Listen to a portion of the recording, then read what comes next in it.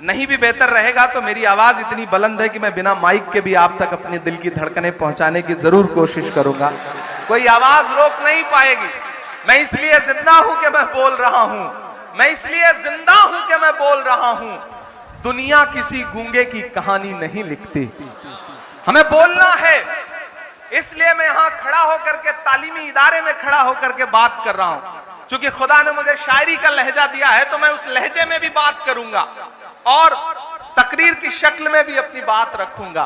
यहां मेरी माएं बहनें बैठी हैं, स्टूडेंट्स बैठे हैं, तलबा बैठे हैं, तो मुझे लगता है मुझे थोड़ी सी शायरी की जबान में भी बात करनी चाहिए कि वक्त की ये जरूरत समझ लो, बिन पढ़े अब गुजारा नहीं है। कोई सियासी रहनुमा खड़ा होकर आपसे ये कभी नहीं कहेगा, लेकिन मैं कहने की हिम्मत कर रहा हूं क्योंकि मैं चाहता हूं कि सच्चाई से रूबरू होना जरूरी है। वक्त की ये जरूरत समझ लो, बिन पढ़े अब गुजारा नहीं है।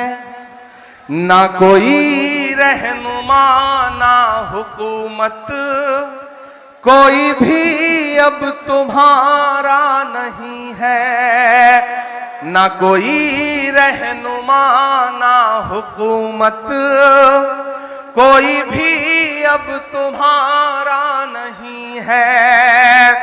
इब्तिदा लफ्ज़ इक़रा से यारो, जिसके कुरान की हो रही हो।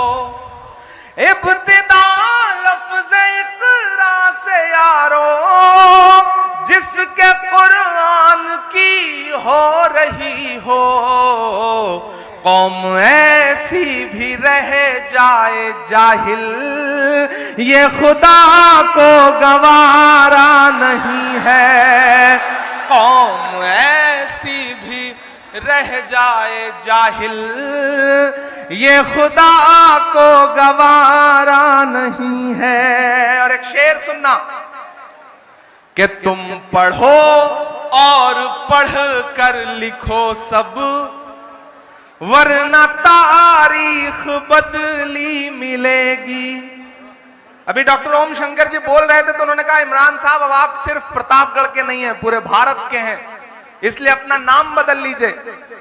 मैंने कहा यही कोशिश तो सरकारें कर रही हैं कि अपना नाम बदल लीजिए। हम एहतजाजन अपना नाम नहीं बदलेंगे, वो और होंगे जो मैखाने में जाके पीते हैं, हम जहां पीते हैं मैखाना बना लेते हैं।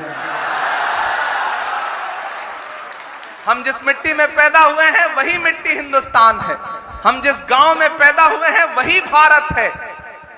कभी शाहिद ने शेर कहा कि जो भी मिलता है उसी को देखने लगता हूं मैं, क्या करूं मजबूरियां हैं गांव से आया हूं मैं तेरे साहिल पे आया था कि देखूं तेरा ज़र्फ, ऐ समंदर किसने तुझसे कह दिया प्यासा हूं मैं। हम गांव की मिट्टी से आए हुए लोग हैं। और यहां बैठे हुए बच्चों से मैं एक बात कहना चाहता हूं मेरे भाई। खालिद अमीर साहब कह रहे थे कि जो गरीब बच्चे हैं वो यहां आते हैं, जो पढ़े लिखे बच्चे हैं, जो अमीर परिवारों के बच्चे हैं वो इंग्लिश मीडियम स्कूल में जाते हैं। मैंने अपनी बेसिक शिक्षा जो है वो प्राइमरी से पूरी की, हाई स्कूल तक सही से खड़ी हिंदी बोलनी नहीं आती थी। मैं यहां एतराफ कर रहा हूं इस बात, क्योंकि हम ऐसे गांव में पैदा हुए जहां औधी बोली जाती थी, खड़ी हिंदी नहीं बोली जाती थी। खड़ी हिंदी बोलने में टांगे कांपती थी, पांव कांपते थे। वालिद साहब चूंकि घर का सबसे बड़ा बेटा था तो वालिद साहब नहीं चाहते थे कि पढ़ने के लिए मैं गांव छोड़ करके 70 किलोमीटर 80 किलोमीटर इलाहाबाद जाऊं। वो चाहते थे कि गांव के ही किसी डिग्री कॉलेज में एडमिशन ले लूं, ग्रेजुएशन कर लूं, पोस्ट ग्रेजुएशन कर लूं, डिग्रियां ले लूं। लेकिन जिद थी मुझे अपनी मंजिल खुद तय करनी थी। वालिद साहब की मर्जी से हट के, उनको नाराज करके इलाहाबाद यूनिवर्सिटी का एंट्रेंस दिया, एडमिशन लिया। कोई बताने वाला नहीं था कि ग्रेजुएशन में सब्जेक्ट क्या लेना चाहिए, नहीं बताने वाला था। गांव में तो यही है ना सोच कि हाई स्कूल कर लो, इंटर कर लो, बीए कर लो, एमए कर लो, उसमें क्या कर लो, कौन सा सब्जेक्ट ले लो, कोई बताने वाला नहीं, कोई गाइड करने वाला नहीं। अपनी मर्जी से ग्रेजुएशन में एंट्रेंस दिया, एडमिशन लिया। जब इलाहाबाद विश्वविद्यालय में पहुंचा तो आंखें चुदियां गई। ऐसा लगा कि मैं तो गांव से आया हूं, मैं तो यहां एडजस्ट ही नहीं होता हूं। उस समय हम पैंट के साथ शर्ट नहीं पहनते थे, बुश शर्ट पहनते थे जो लंबी होती थी, कुछ रुपए मीटर कपड़ा जिसका आता था। उस लिबास में यूनिवर्सिटी में जाकर के जब देखा कि अच्छे अच्छे कपड़े पहने हुए लोग, अंग्रेजी बोलते हुए इलाहाबाद विश्वविद्यालय के बच्चे, पूरब का ऑक्सफोर्ड, तो हमें लगा इस दुनिया में तो हमारी जगह ही नहीं बनती है। लेकिन खुद पर भरोसा रखिए तो खुदा नए रास्ते खोलता है आपके लिए। वहां एहसास हुआ कि खुदा ने मुझे एक हुनर दिया है, मुझे उस हुनर को तराशना है। और अब बुजुर्गों से भी एक बात कहना चाहता हूं, अपने बच्चों के अंदर छिपे हुए हुनर को पहचानिए। अगर सचिन तेंदुलकर को उनके पिता आईएएस बनाना चाहते तो ना वो कभी आईएएस बन पाते, ना सचिन तेंदुलकर बन पाते। अगर शाहरुख खान को उनके वालिद क्रिकेट खिलवाना चाहते तो ना वो कभी शाहरुख खान बन पाते, ना क्रिकेट खेल पाते। अगर इमरान प्रतापगढ़ी के वालिद जैसी जिद कर रहे थे कि डॉक्टर बनना है या फिर यूपीएससी करना है, अगर मैं उस कोशिश में लगा होता तो शायद ना तो आईएएस बन पाता और ना ही आज मेंबर ऑफ पार्लियामेंट बन के देश की सबसे बड़ी पंचायत में बैठा होता। इसलिए अपने बच्चों के हुनर को पहचानिए। और मुझे अपने भाइयों से, बहनों से भी यह कहना है कि खुदा हर इंसान को, हर बच्चे को एक हुनर देता है, उसे पहचान लो, उसे तराश लो, तो पूरी दुनिया में वही तुम्हारी पहचान का सबब बन जाएगा। अगर नहीं पहचानोगे तो धीरे धीरे वो टैलेंट, वो हुनर मर जाता है। जिस भी फील्ड में, ये तो वायरल होने का जमाना है। आपका एक वीडियो वायरल होता है और बड़े बड़े धन्ना सेठ घर पे बैठे रहते हैं और उस बेटे का इंटरव्यू लेने के लिए पूरी दुनिया की मीडिया चली आती है। ये बदला हुआ जमाना है, ये सोशल मीडिया का जमाना है, मीडिया का जमाना है। अपने अंदर के टैलेंट को पहचानो, स्पेशलाइजेशन का जमाना है। पहले एक दौर था कि एक डॉक्टर होता था, वही सर्दी खांसी का भी इलाज करता था, वही पेट के दर्द का भी इलाज करता था, वही हड्डियां टूटने का भी इलाज करता था। लेकिन आज हर बीमारी के अलग अलग स्पेशलिस्ट डॉक्टर हैं। यह स्पेशलाइजेशन का जमाना है। अपने अंदर के टैलेंट को पहचानो। और ये जो चारों तरफ सामाजिक तौर पे अन्याय हो रहा है और आपको लग रहा है कि इस सामाजिक अन्याय के दौर में आप कहां खड़े हैं, तो मैं आपसे यह कहना चाहता हूं।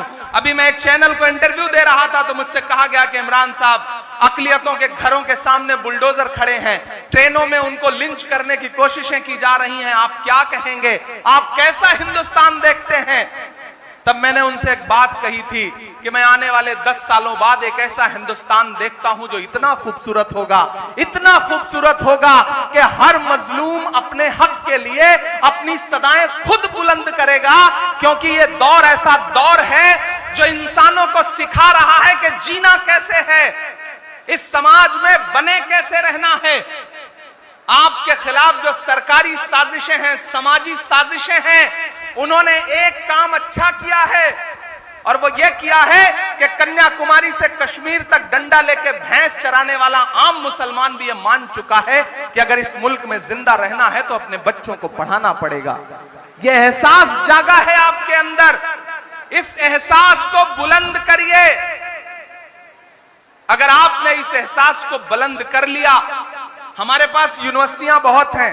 मैं बड़ी माफी के साथ यहां जो हायर एजुकेशन से जुड़े हुए लोग बैठे हैं, हमारे पास यूनिवर्सिटियां बहुत हैं और बच्चा अगर हाई स्कूल तक पढ़ लिख जाता है तो किसी ना किसी यूनिवर्सिटी में दाखिला भी ले लेगा। हमें जरूरत है बेसिक स्कूलों की, हमें जरूरत है पहली क्लास से 12th तक हमारे बच्चे कैसे एजुकेशन हासिल करें, इसके लिए लड़ाई लड़ने की जरूरत है। चूंकि हम शिक्षा के महत्व पर बात कर रहे हैं, हमें एमएएच इंटर कॉलेज जैसे सैकड़ों हजारों इंटर कॉलेजेस की जरूरत है। इस भीड़ में बैठे हुए सारे लोगों से मैं ये गुजारिश करूंगा, आप अलग अलग दुनिया के लोग हैं, किसी को खुदा ने बहुत दौलत दी होगी, किसी को खुदा ने कोई अलग हुनर दिया होगा, कोई सियासत में बहुत आगे होगा। पूरा समाज हम नहीं बदल सकते, एक झटके में पूरा देश नहीं बदल सकते। अपने आसपास से बदलाव लाओ। खुदा कभी कभी क्या करता है कि आपको दौलत तो बहुत दे देता है, आप सोचते हो कि मेरा बेटा पढ़े, मैं इसे आईएएस कराऊं, इसे सीपीएमटी में ले जाऊं, पीएमटी कराऊं, नीट कराऊं, जो करना चाहे वो कराऊं। लेकिन कभी कभी ऐसा होता है कि खुदा दौलत तो देता है लेकिन आपके बच्चे को पढ़ने का मन नहीं देता। ऐसे में आपको क्या करना चाहिए? ऐसे में सिर्फ एक काम करिए कि अपने आसपास, अपने मोहल्ले में, अपने इलाके में नजर दौड़ाइए। 2-4 बच्चे ऐसे निकल आएंगे जो पढ़ना चाहते होंगे लेकिन उनके पास पढ़ने के संसाधन नहीं है, उनके वालिदैन इस लायक नहीं है कि अपने बच्चे को आगे पढ़ा सकें। उन बच्चों को एडॉप्ट करिए, उनकी तालीम का खर्च उठाइए, उन्हें आगे ले जाइए। यह सबसे बड़ा कंट्रीब्यूशन होगा आपका सोसाइटी के लिए। समाज ऐसे ही सुधरता है, समाज ऐसे ही आगे बढ़ता है। हर एक उम्मीद को, हर एक, जब यह कहा जाता है ना कि चारों तरफ मायूसी का आलम है, चारों तरफ मुश्किलें हैं, इन मुश्किलों का हल कैसे निकलेगा? हर एक उम्मीद को लाजिम है एक जरखेज मायूसी। गाजीपुर के अदब नवाज लोगों, सुनना मेरी बात को कि हर एक उम्मीद को लाजिम है एक जरखेज मायूसी। उजाला रात में होता है, जुगनू में नहीं होता। हर एक उम्मीद को लाजिम है एक जरखेज मायूसी। उजाला रात में होता है, जुगनू में नहीं होता। सहारा हो ना हो मैं नाव ले जाऊंगा साहिल तक, हुनर मल्लाह में होता है, चप्पू में नहीं होता। वो करना पड़ेगा, वो जज्बा आपको पैदा करना पड़ेगा। और इधर आपके खिलाफ साजिशें तो हैं, जानते हैं क्यों हैं? मुझे किसी ने एक दिन एक कहानी सुनाई। उसने कहानी सुनाई कि एक जुगनू जो है वो चमक रहा था। हर दिन जिस जंगल में रहता था वहां चमकता था, अपनी जिंदगी जी रहा था। एक दिन उसके पीछे एक सांप पड़ गया। सांप उसका पीछा ही ना छोड़े, जुगनू भागता रहा, सांप उसका पीछा करता रहा। जब जुगनू थक गया तो उसने सोचा मुझे सांप से बात करनी चाहिए कि मेरे पीछे क्यों पड़ा है। वो रुक गया, उसने पलट के सांप से कहा कि भाई मुझे निगलना चाहते हो लेकिन मेरे 2 सवालों का जवाब दे दो फिर निगल लेना। सांप ने कहा अच्छा बताओ। तो उसने कहा ये बताइए आप जिस तरह की चीजें आप खाते हैं, जिस तरह के आप पतंगे खाते हैं, क्या मैं उसमें आता हूं? तो सांप ने कहा नहीं।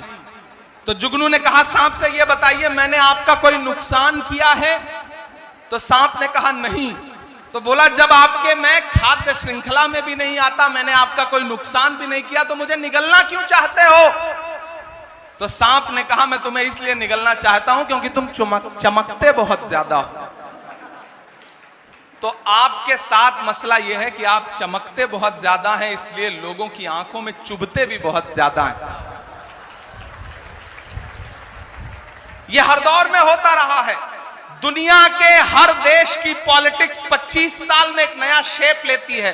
हिंदुस्तान की पॉलिटिक्स भी एक नया शेप ले रही है। और इस नए शेप में आपने देखा कि कुछ महीने पहले हुए इलेक्शन में सियासत ने एक नया शेप लिया कि तमाम नफरतें किनारे खड़ी रहीं और मोहब्बत का नारा लगाने वाले लोग पूरी मजबूती के साथ आगे आए। बस उनका एक ही नारा था कि नफरत के बाजार में मोहब्बत की दुकान खोलनी है। तो मेरे भाई मैं आपसे ये गुजारिश करूंगा कि इस दौर में आगे आइए और ये जो बुलडोजर लेकर के आपका घर गिरा रहे हैं, ये जो जुल्म कर रहे हैं, इसको दर्ज करिए। तुम पढ़ो और पढ़ कर लिखो सब, वरना तारीख बदली मिलेगी। तुम पढ़ो और पढ़ कर लिखो सब, वरना तारीख बदली मिलेगी। अब कलम और कागज से बढ़कर दूसरा कोई चारा नहीं है। अब कलम और कागज से बढ़कर दूसरा कोई चारा नहीं है। गलतियां तो हुई हैं, हम जब अपना गिरेबान पकड़ के उस पर झांकेंगे तब शायद हमें एहसास होगा कि हमसे चूक तो हुई है, कहीं ना कहीं चूक तो जरूर हुई है। मैं एक मतला और 2 शेर सुनाता हूं, फिर आपसे थोड़ी सी संजीदा गुफ्तगू करूंगा कि आज तारीख है हैरान, कहां चूक हुई। सुनिएगा गाजीपुर वालों, और इसे घर लेकर के जाइएगा। और रात की तन्हाई में जब सुकून से बैठिएगा तो सोचिएगा कि आपके हमुम्र एक बेटे ने, एक भाई ने आकर के बड़ी संजीदा सी एक बात कही है कि आज तारीख है हैरान, कहां चूक हुई। हमारी नस्लों का अलमिया क्या है? हम अभी पिछले 300-400 साल से बाहर ही नहीं निकल पाए। हर चौराहे पे नवाब साहब बैठे हैं, हर चाय की दुकान पर शहंशाह बैठा हुआ है अपनी दुनिया में मस्त।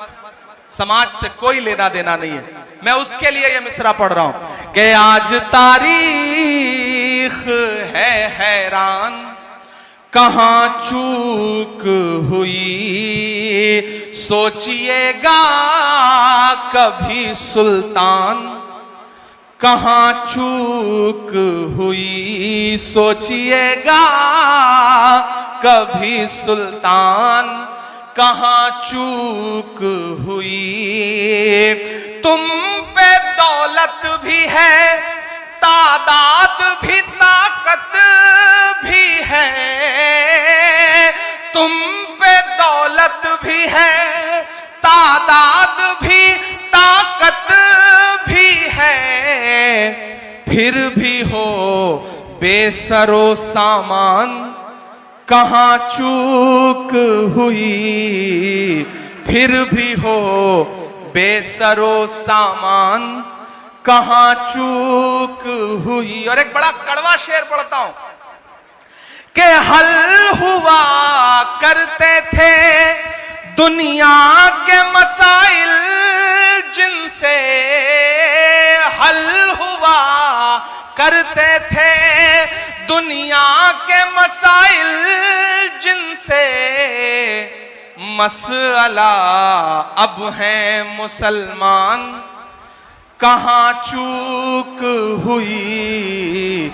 मसला अब है मुसलमान, कहां चूक हुई। और ये जो शेर पढ़ने जा रहा हूं, अब तक जो कुछ बोला है वो एक तराजू पर, और अब जो बोलने जा रहा हूं वो इस एक पल्ले पर। यहां से वहां तक डाइस पर मौजूद हर एक शख्स, इधर जो माएं बहनें बैठी हैं, सबकी दुआएं मांगता हूं इस शेर पर कि मसला अब है मुसलमान, कहां चूक हुई। रह गया किस लिए तू इल्म हुनर में पीछे। रह गया किस लिए तू इल्म हुनर में पीछे। है तेरे पास तो कुरान, कहां चूक हुई। है तेरे पास तो कुरान, कहां चूक हुई। बस यही एक खराबी है मेरे अंदर भी। बस यही एक खराबी है मेरे अंदर भी। सोचता रहता हूं इमरान, कहां चूक हुई। सोचता रहता हूं इमरान, कहां चूक हुई। बहुत शुक्रिया, बहुत मोहब्बतें। एक बार जोरदार ताली बजाइए आप। मुझे पता है आप पिछले 4-5 घंटे से यहां बैठे हैं और मुसलसल भाषण सुन रहे हैं। गर्मी बहुत है, मैं भी पसीने से सराबोर हूं। रमेश सोज का शेर है कि नया पाने की चाहत में पुराना छूट जाता है। तुझे अपनाऊं तो मुझसे जमाना रूठ जाता है। मोहब्बत पढ़ने लिखने में बहुत आसान है, लेकिन मोहब्बत को निभाने में पसीना छूट जाता है। तो आप भी हमारी मोहब्बत में बैठे हैं, हम भी आपकी मोहब्बत में यहां खड़े हैं। मैंने कहा ना, मैं रात में शाम में लंदन से लौटा और सो भी नहीं सका था। हाँ, मैं वो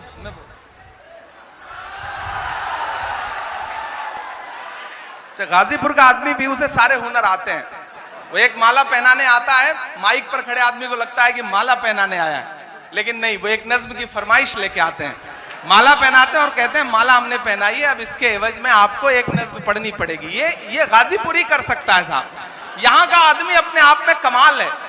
वो मैं एक दिन दिल्ली रेलवे स्टेशन में ट्रेन से उतरा, मेरे साथ मेरे एक दोस्त थे गाजीपुर के, वो खालिद अमीर साहब नहीं थे, दूसरे कोई थे। जब मैं उतरा तो बाहर भिखारी घूम रहा था, वो दौड़ करके आया, उसने कहा साहब 5 दिन से कुछ खाया नहीं है, खाने के लिए दे दीजिए। तो जो हमारे साथी थे उन्होंने अपनी जेब से 500 का नोट निकाला और उस भिखारी से कहा कि तुम्हारे पास फुटकर है, चेंज है? तो उसने कहा साहब है। उसने अपनी जेब से तुरंत 400 रुपए के 100 के 4 नोट निकाले, बोले साहब चेंज है? तो उसका 400 देख करके गाजीपुर के भाई साहब ने उससे कहा कि जब तुम्हारे पास पैसा है तो जाओ उसी से कुछ खा लो, हमें देने की क्या जरूरत है। फिर अपना 500 पलट के जेब में रख लिया। ये हुनर गाजीपुर को आता है, अल्हम्दुलिल्लाह। अल्लाह सलामत रखे। आप अपने लिए एक बार जोरदार ताली बजाएं। और मेरा मानना है, देखिए मैं हमेशा इस बात को मानता हूं कि ये जो 4 फीट ऊंचा स्टेज है ना, इस पे बैठे हुए लोग ज्यादा मोतबर नहीं है। वो जो सामने नीचे 4 फीट बैठे लोग हैं, ये ज्यादा मोतबर लोग। देखिए अपनी तारीफ सुन के आदमी कैसे ताली बजाता है। मैं बताता हूं क्यों है। मेरा मानना है किसी भी प्रोग्राम में जिस तरह तराजू होती है तो उसके 2 पलड़े होते हैं ना, तो यहां भी 2 है। एक ये स्टेज है और ये एक सामने ऑडियंस है, लोग हैं, अवाम है। लेकिन मेरा हमेशा मानना है कि तराजू का वही पलड़ा नीचे होता है जिसमें वजन ज्यादा होता है। आप ज्यादा वजनदार लोग, आप ज्यादा समझदार लोग हैं। आप पिछले 5 घंटे से 4 घंटे से पसीने में, गर्मी में, परेशानी में बैठे हैं, लेकिन मैं आपकी मोहब्बत को सलाम करूंगा। और मैं बहुत दिन बाद किसी स्कूल के प्रोग्राम में आया हूं, वरना हर शाम किसी मुशायरे में रात के 12 बजे 11 बजे पहुंचना, मुशायरे सुनाना और वापस चले जाना, या फिर किसी पॉलिटिकल प्रोग्राम में पहुंचना तो तकरीर करना और वापस चले जाना। लेकिन बहुत दिनों बाद एक ऐसी महफिल सजी है जिसमें मुझे बच्चों से मिलने का मौका मिल रहा है, उनकी तकरीरें या उनकी नज़में सुनने का मौका मिल रहा है। और जिन दोनों बच्चों ने मेरी नज़में सुनाई मदरसे की और लाल किला की, मैं उन दोनों बच्चों को मुबारकबाद दूंगा कि आप बहुत अच्छा पढ़ रहे थे। और एक बात यहां मौजूद हर तलबा से, हर स्टूडेंट से कहना चाहता हूं, अगर इमरान प्रतापगढ़ी जैसा कोई आदमी इस देश की पार्लियामेंट में पहुंच सकता है तो यहां मौजूद कोई भी बच्चा देश की पार्लियामेंट में पहुंच सकता है। मैं आपसे ज्यादा गांव से आया हूं, 12 किलोमीटर साइकिल चला करके रोज स्कूल जाया करता था अपने हाई स्कूल तक की पढ़ाई के लिए। तो अपने अंदर के हुनर को पहचानिए, उसे बड़ा बनाइए, वो किसी भी फील्ड का हो, और अपनी मंजिलें तय करिए, अपनी लड़ाई तय करिए। सामाजिक न्याय के खिलाफ लड़ने वाले लोगों ने अपने हथियार बदल दिए हैं, तौर तरीके बदल दिए हैं, तो सामाजिक न्याय की लड़ाई लड़ने वालों को भी अपने तौर तरीके बदलने पड़ेंगे। अगर आपको लगता है कि पुराने भाषणों से, पुरानी तकरीरों से काम चल जाएगा तो नहीं चलेगा। गाजीपुर वालों और गाजीपुर के साथ साथ यहां खड़े होकर के पूरे हिंदुस्तान की आवाम से कहना चाहता हूं कि ये जो घरों को तोड़ने की साजिशें हैं, इस लड़ाई को लड़ने के लिए आपको तरीके बदलने पड़ेंगे। आरटीआई है, राइट टू इंफॉर्मेशन है आपके पास, राइट टू एजुकेशन है आपके पास, राइट टू फूड है। यूपीए 2 ने दिया है आपको ये हथियार, इन हथियारों का इस्तेमाल करिए। अगर कहीं आपके इर्द गिर्द ऐसा कुछ हो रहा है, हम लोग इस लड़ाई को लेकर के, अभी जो मध्य प्रदेश में हुआ है, उस लड़ाई को लेकर के सुप्रीम कोर्ट जा रहे हैं, लड़ेंगे इस लड़ाई को मजबूती के साथ। और आपसे भी ये गुजारिश करता हूं कि इस भीड़ में तमाम वकील बैठे होंगे, सामाजिक कार्यकर्ता बैठे होंगे, पहचानिए उनको जो चिन्हित करके आपके घरों पे बुलडोजर चलवा रहे हैं, चाहे वो कोई अधिकारी हो, चाहे कोई नेता हो। जो राइट टू इंफॉर्मेशन का अधिकार है ना आरटीआई का, उनकी भी जमीनों के लिए, उनके भी घरों के लिए, उनकी भी संपत्तियों के लिए आरटीआई लगाइए। जो कलेक्टर या जो कोई यूपीएससी से आया हुआ इंसान ये सोचता है कि किसी का भी घर कुचल करके चला जाएगा और दुनिया चुप रहेगी, तो उसके खिलाफ भी आरटीआई लगाइए। पता करिए कि उनका जो घर बना है उसका नक्शा पास है या नहीं पास है। ये लड़ाई इस देश के तमाम सामाजिक कार्यकर्ताओं को, इस देश के तमाम वकीलों को, शिक्षाविदों को मिलकर लड़नी पड़ेगी, वरना इस देश के दलित हो, आदिवासी हो, अल्पसंख्यक हो, पिछड़े हो, महिलाएं हो, जो जुल्म सितम की इंतहा इबारत लिखी जा रही है, उसे आने वाली सदियां याद रखेंगी। मैं आखिर में थोड़ी देर आपसे और गुफ्तगू करूंगा, लेकिन एक नज्म पहले सुनाऊंगा उसके बाद। कि जख्म पर जख्म खा के निकले हैं लोग कहते हैं इमरान बदल तो नहीं गए सियासत में जाने के बाद, लहजा नर्म तो नहीं कर लिया। एक दिन पार्लियामेंट में एक साथ 146 एमपी सस्पेंड किए गए, 146 मेंबर ऑफ पार्लियामेंट एक दिन में। पिछले इससे पहले वाले सेशन में जब सस्पेंड किया गया तो मैं बाहर निकला तो मीडिया के साथ ही खड़े थे। जैसे ही पार्लियामेंट की चौखट से बाहर आया तो उन्होंने कहा इमरान साहब आप सारे लोग सस्पेंड हो गए। मैंने कहा ये तो तमगा है, तमगा लेके आ रहा हूं, सस्पेंड हुआ तो कौन सा, मायूस होके निकला हूं। तब मैंने एक नज्म कही कि जख्म पर जख्म खा के निकले हैं, हाँ मगर मुस्कुरा के निकले हैं। मुझे लगना चाहिए कि मैं गाजीपुर में खड़ा हूं, एमएच इंटर कॉलेज में खड़ा हूं, मेरे सामने मेरी बुजुर्ग नस्लों के साथ साथ मेरी नई पीढ़ी भी खड़ी है जिसके खून में बहुत जोश है, जज्बा है, हिम्मत है। कि जख्म पर जख्म खा के निकले हैं, हाँ मगर मुस्कुरा के निकले हैं। सर झुकाने का हुक्म जब आया, तैयार रहना अगले मिसरे पे, कि सर झुकाने का हुक्म जब आया और भी सर उठा के निकले हैं, नारे हक लगा के निकले हैं। थक गए क्या आप? थक गए मुझे ऐसा लग रहा, तो मुझे लगना चाहिए कि आप थके नहीं हैं। जख्म पे जख्म खा के निकले हैं, हाँ मगर मुस्कुरा के निकले हैं। सर झुकाने का हुक्म जब आया और भी सर उठा के निकले हैं, नारे हक लगा के निकले हैं, नारे हक लगा के निकले हैं। कि सच का नारा बुलंद करते हैं। शायर इशारे में अपनी बात कहता है, और अगर लगे कि बात आया हो गई है तो मुझे सुन के बताना गाजीपुर वालों। कि सच का नारा बुलंद करते हैं, झूठ को नापसंद करते हैं, झूठ को नापसंद करते हैं। सच का नारा बुलंद करते हैं। हाकिमे वक्त से अदावत है,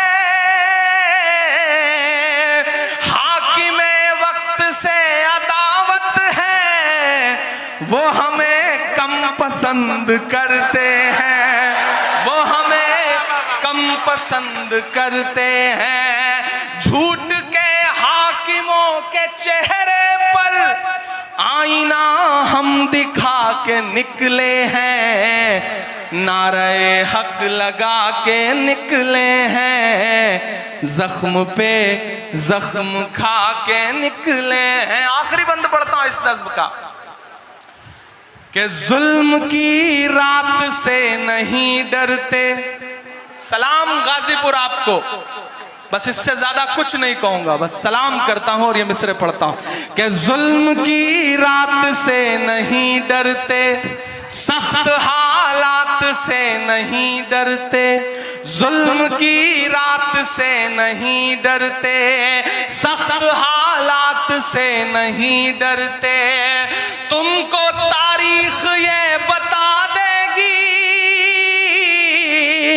तुमको तारीख ये बता देगी, हम किसी बात से नहीं डरते, हम किसी बात से नहीं डरते, जुल्म की रात से नहीं डरते, सख्त हालात से नहीं डरते। तुमको तारीख ये बता देगी, हम किसी बात से नहीं डरते। हम तो निकले हैं मुस्कुराते हुए और वो तिल मिला के निकले हैं, नारे हक लगा के निकले हैं, हाँ मगर मुस्कुरा के निकले हैं। बहुत शुक्रिया, बहुत मोहब्बतें। और 4 मिसरे ये भी पढ़ता हूं कि देखना इंकलाब आएगा, हर सितम का जवाब आएगा। कुछ तो मीडिया को भी मसाला देना जरूरी है ना। कि देखना इंकलाब आए। सब छोड़, शिक्षा पे कल कुछ नहीं छपेगा, ये मिसरे छपेंगे, आप देखिएगा कि देखना इंकलाब आएगा, हर सितम का जवाब आएगा, अच्छे दिन का किए थे जो वादा, अच्छे दिन का किए थे जो वादा, उनका दिन भी खराब आएगा, उनका दिन भी खराब आएगा। बहुत शुक्रिया।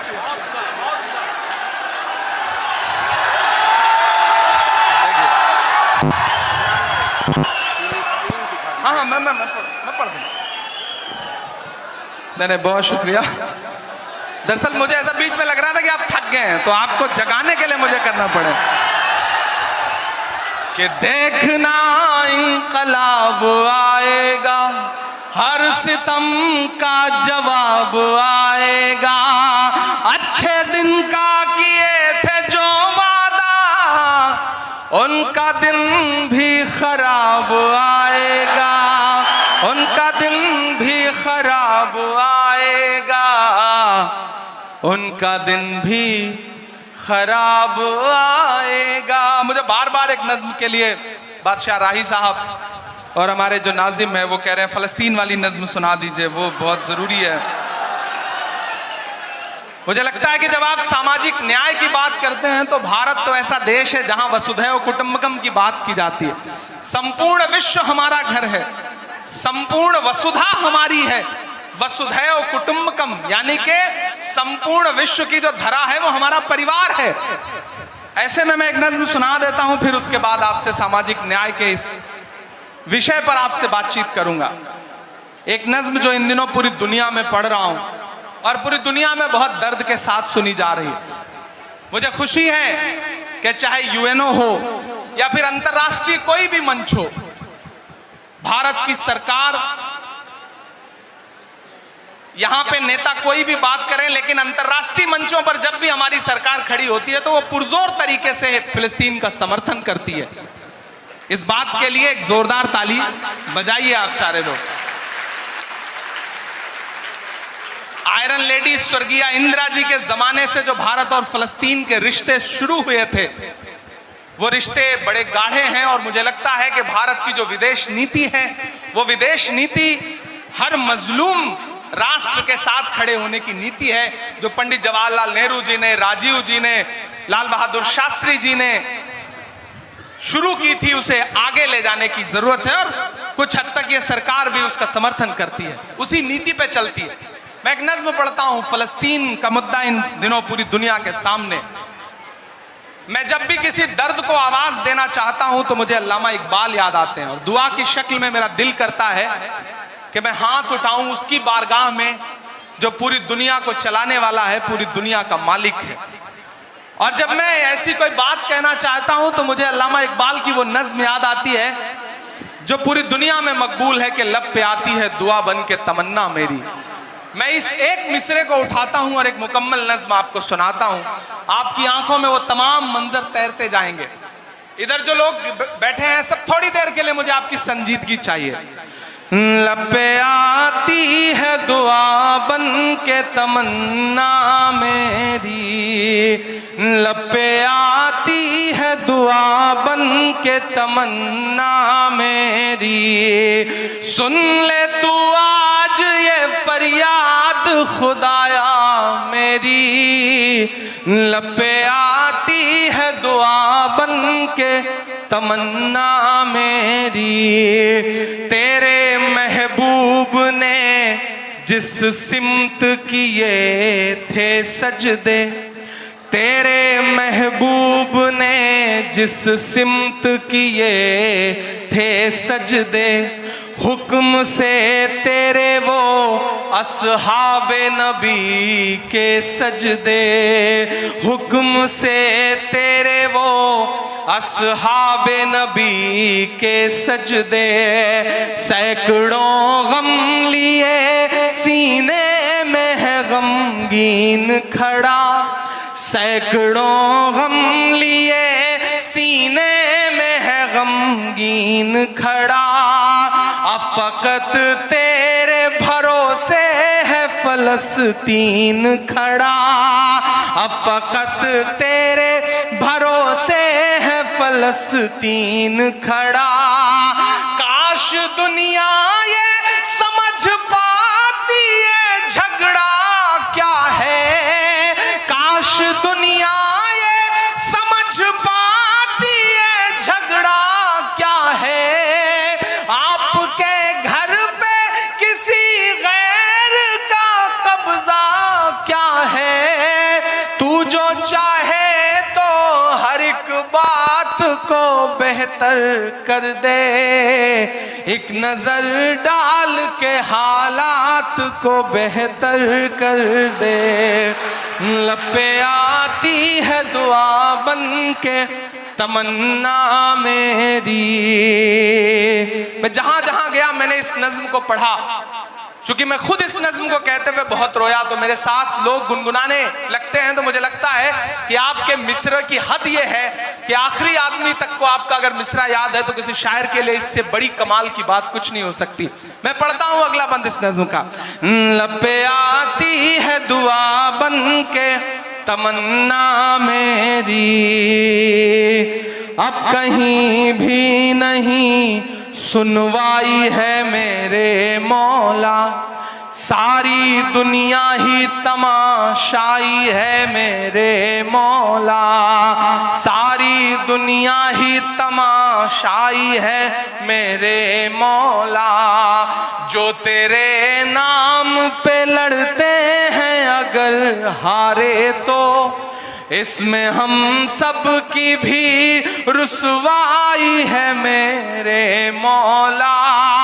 उनकी उजड़ी हुई बस्ती की सदाएं सुन ले ऐ खुदा, क़िबले अव्वल की दुआएं सुन ले। तू जो चाहे तो बुरा वक्त भी टल जाएगा, रात की कोख से सूरज भी निकल आएगा। लब पे आती है दुआ बन के तमन्ना मेरी। आखिरी बंद पढ़ता हूं इस नज़्म का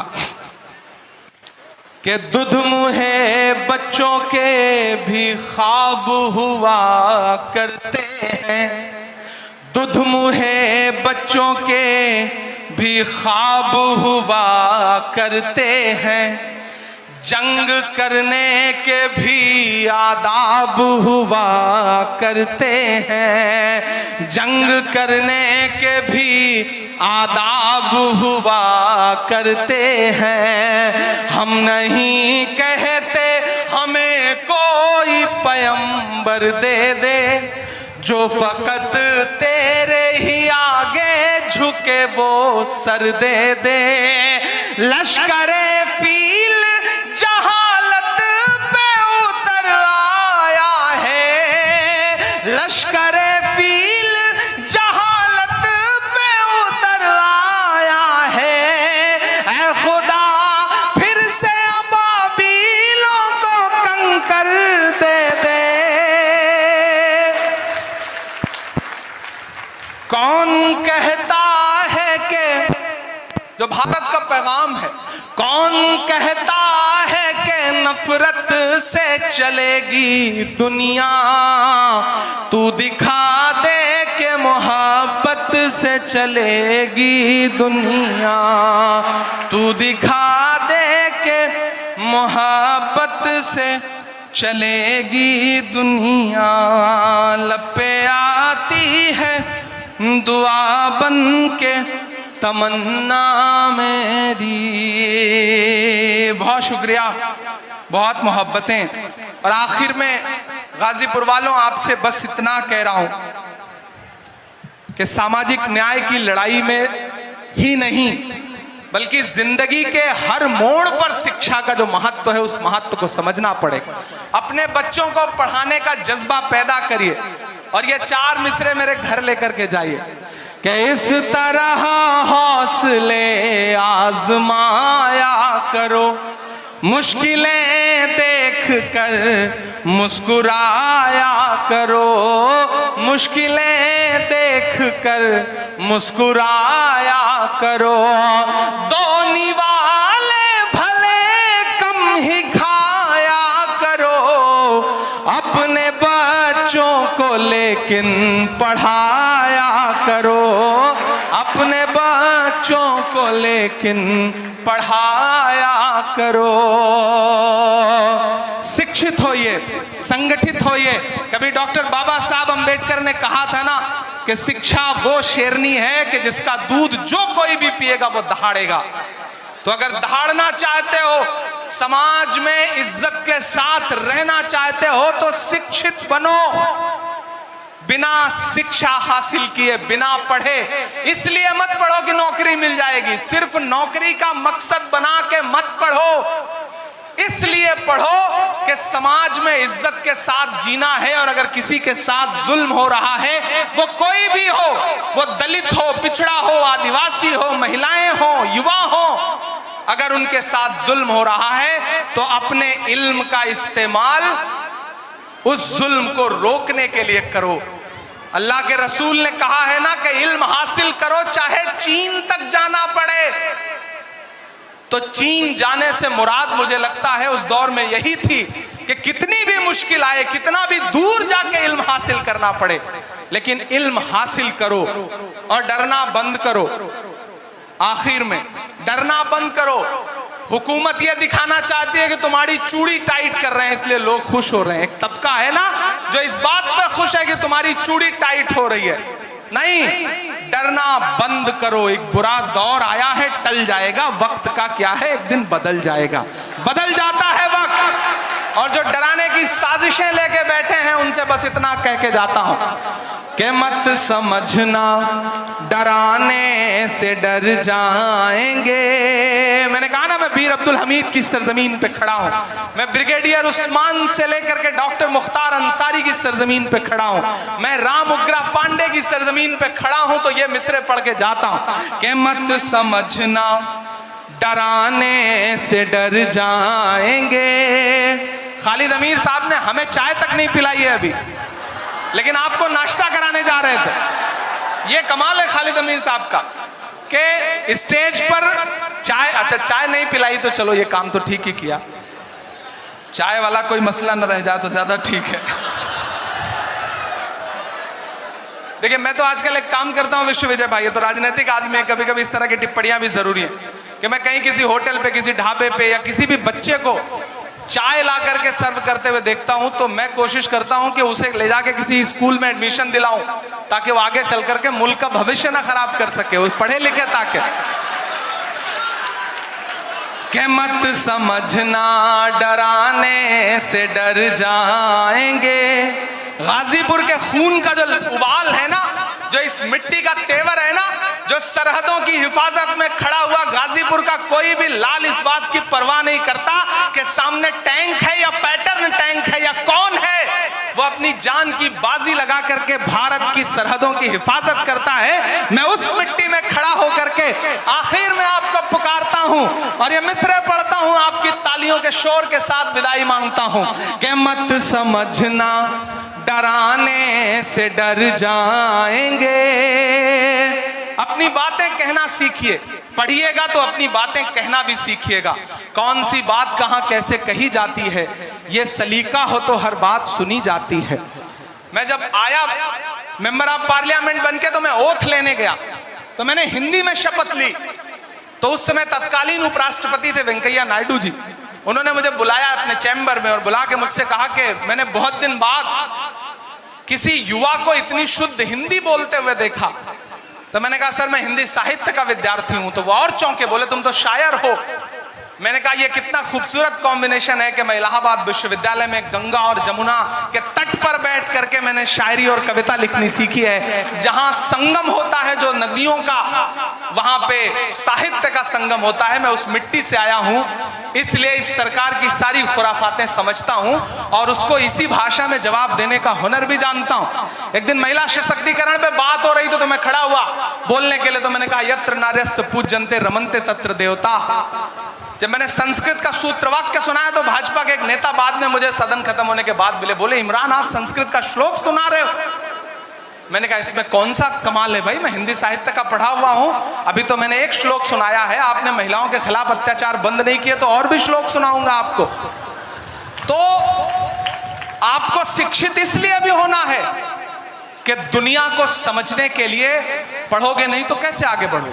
इसलिए मेरी गुजारिश है भाइयों और खास तौर से युवा साथियों कि अपनी मंजिलें तय करो, पढ़ो और डरना बंद करो और हुकूमतों से ये कहो कि मत समझना डराने से डर जाएंगे,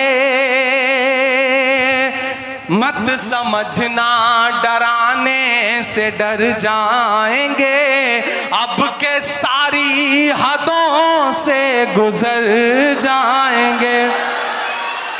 तैयार रहना तालियां आप बजाने के लिए। जो अगले दो मिसरे हैं उस पर गाजीपुर की आवाम के लिए कहे गए मिसरे हैं वो कि मत समझना डराने से डर जाएंगे, अब के सारी हदों से गुजर जाएंगे, मौत के नाम का खौफ देता है क्यों। तैयार रहिएगा कि मौत के नाम का खौफ देता है क्यों, मौत जिस रोज आएगी मर जाएंगे, मत समझना डराने से डर जाएंगे, अब के सारी हदों से गुजर जाएंगे, कि हमने जमजम दिया आबे गंगा दिया,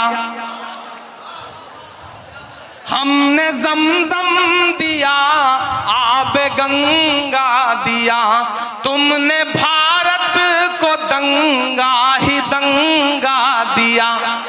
और अगले जो दो मिसरे हैं जिन्होंने अब तक हाथ नहीं खोले होंगे उन्हें भी कसम देता हूं, अगर तालियां रोक पाइएगा तो रोकिएगा, कि हमने जमजम दिया आबे गंगा दिया, तुमने भारत को दंगा ही दंगा दिया, तुमने एक रंग के ख्वाब देखे मगर, तुमने एक रंग के ख्वाब देखे मगर, हमने हिंदुस्तान को तिरंगा दिया।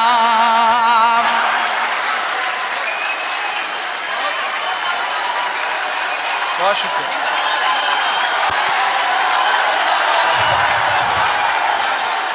बहुत शुक्रिया। हमने जमजम दिया आब गंगा दिया। जब जब मुझे लगता है कि आप थक गए तब तब आप मुझे गलत साबित कर देते हैं कि हमने जमजम दिया आब गंगा दिया, तुमने भारत को दंगा ही दंगा दिया, तुमने एक रंग के ख्वाब देखे मगर, हमने हिंदुस्तान को तिरंगा दिया। ये तिरंगा बदन पर लपेटे हुए,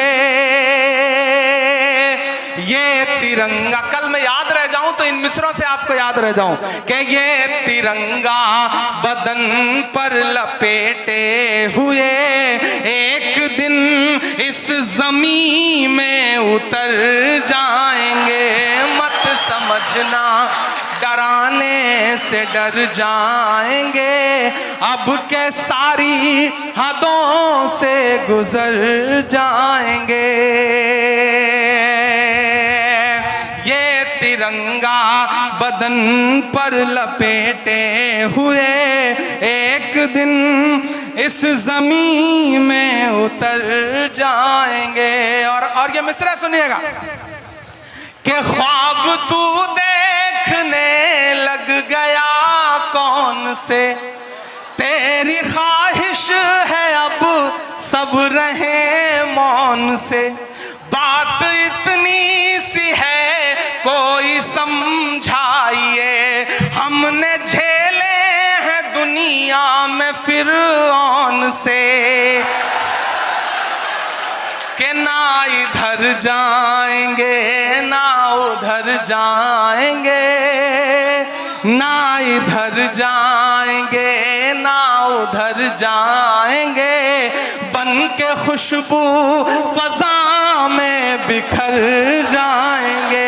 मत समझना डराने से डर जाएंगे, अब के सारी हदों से गुजर जाएंगे। और आखिरी बंद पढ़ता हूं इस नज्म का, कि आंख मूंदे कहां तक गुजरता चलूं, ये तो मुमकिन नहीं है कि डरता चलूं।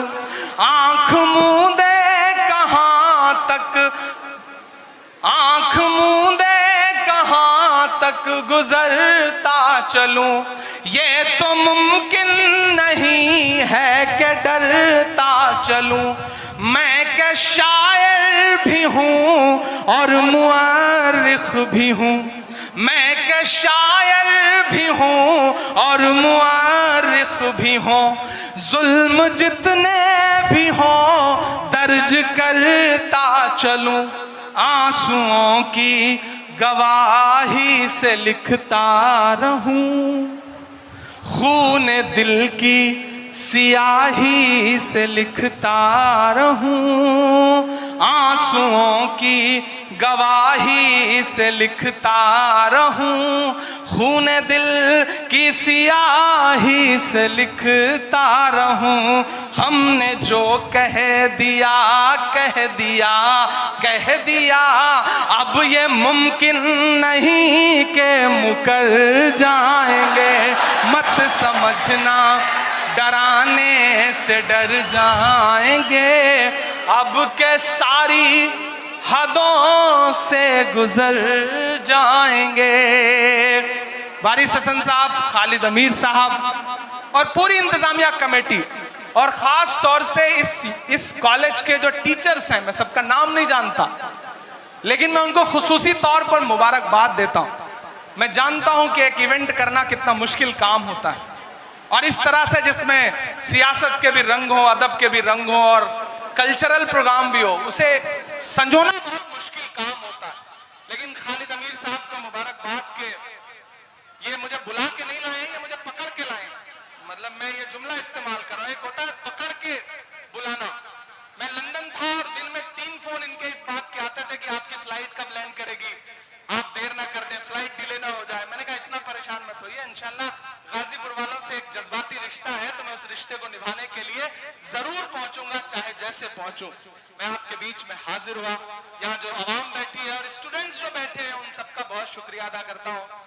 मैं महाराष्ट्र से मेंबर ऑफ पार्लियामेंट हूँ, तो अपना बजट यहाँ कुछ नहीं दे सकता, ये मेरी एक मजबूरी है।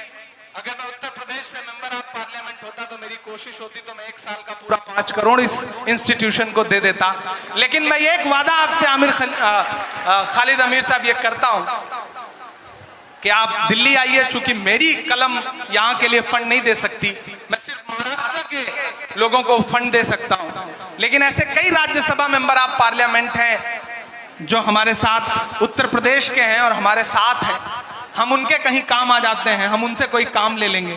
तो आप आइए, जिस तरह से एक हॉल यहाँ पे आपने बनाया है गर्ल्स ब्लॉक के लिए, बच्चियों की तालीम के लिए, और भी कुछ आप करना चाहते हैं तो मुझे बताइए। मैं खुद भले ना दे पाऊँ, लेकिन फ़कीर सबके लिए इंतज़ाम रखते हैं।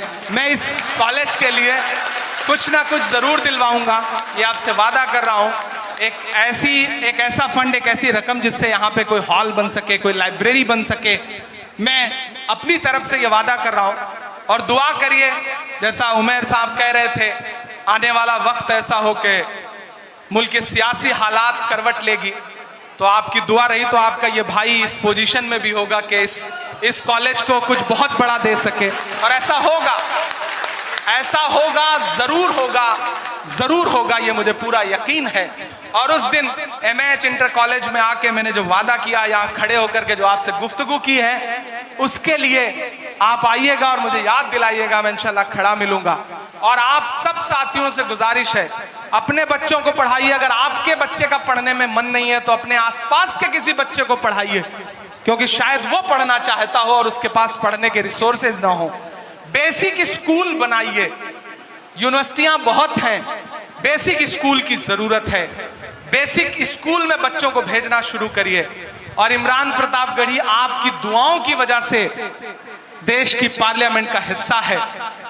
मुझे याद है कि 2019 में जब राहुल गांधी जी ने मुझे बुलाया तो उन्होंने 3-4 मुलाकातों के बाद मुझे लगा कि ये आदमी वो आदमी है जिसके साथ इस देश की सियासत में सामाजिक न्याय की लड़ाई लड़ी जा सकती है। मैं राहुल गांधी जी के